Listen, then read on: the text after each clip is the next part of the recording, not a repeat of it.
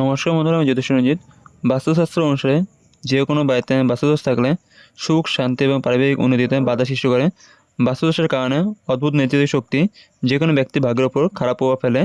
এর পাশাপাশি নানা ধরনের সমস্যা পড়তে হয় বাড়ির লোকজনকে। হিন্দু ধর্মে পুজোর উপকরণ হিসাবে কর্পূরের বিশেষ গুরুত্ব রয়েছে। পুজো কর্পূর দিয়ে আরতি করা হয়ে থাকে। ধর্মীয় বিশ্বাস অনুযায়ী কর্পূরের সুগন্ধে ঈশ্বর প্রসন্ন হন। পুজো ছাড়া বাস্তুদোষ দূর করতে কর্পূর ব্যবহার উপকারী। বাস্তুশাস্ত্র অনুযায়ী কর্পূর ব্যবহার করে জীবনে একাধিক সমস্যা থেকে মুক্তি পাওয়া যায়। কর্পূর ব্যবহার করলে বাড়িতে পজিটিভ শক্তি আগমন ঘটে এবং আর্থিক সংকট দূর করা সম্ভব হয়। বাস্তুশাস্ত্র অনুসারে বাড়িতে কীভাবে কর্পূর ব্যবহার করবেন তা জেনে নিন আমার এই ভিডিওতে। পরিবারের ঝগড়া অশান্তি মিটবে কী করে? পরিবারের ঝগড়া বিবাদ যদি লেগে থাকে তাহলে বাড়ির কোণে কর্পূরে একটি বড় রেখে দিন। এর প্রভাবে বাস্তুদোষ দূর হবে এবং সংসারে ইতিবাচক পরিবেশ বজায় থাকবে। বিবাহেতে যদি বাধা হয় তো দূর করবেন কী করে? বিবাহে বাধা এলে তা দূর করতে বাস্তু অনুযায়ী কর্পূর ব্যবহার করা যেতে পারে। এর জন্য 6টি কর্পূরের টুকরো ও 36টি লবঙ্গের প্রয়োজন পড়বে। এর মধ্যে হলুদ ও চাল মিশিয়ে মা দুর্গাকে আহুতি দিন। মনে করা হয় এই টোটকার ফলে বিবাহ বাধা দূর হয়। গ্রহ শান্তির জন্য কী করবেন? বাস্তুশাস্ত্র অনুযায়ী গ্রহদোষ দূর করার জন্য কর্পূর ব্যবহার করা যায়।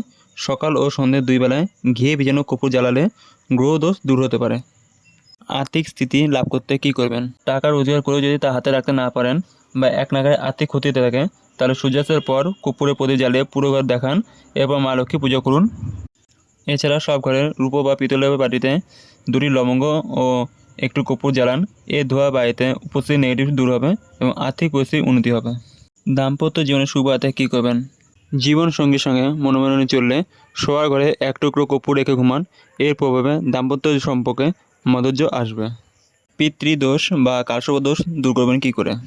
কোনো জাতকের কুষ্ঠিতে পিতৃদোষ বা কালসর্পদোষ থাকলে রোজ রাতে ঘিয়ের মধ্যে কর্পূর ভিজিয়ে তা জ্বালানো উচিত।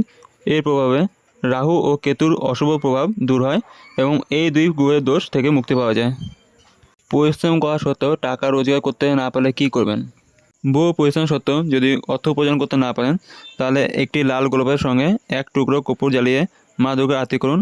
এর প্রভাবে সাফল্যের সঙ্গে অর্থ আসবে। রোগ থেকে মুক্তি পেতে কী করবেন? বাস্তু অনুসারে পরিবারের কোনো সদস্য অসুস্থ হলে সন্ধ্যাবেলা কর্পূর জ্বালানো ভালো। কর্পূরে ধোয়া শুভ প্রভাবে বাড়ির নেতিবাচক শক্তি দূর হয় এবং রোগ ভোগ নষ্ট হয়।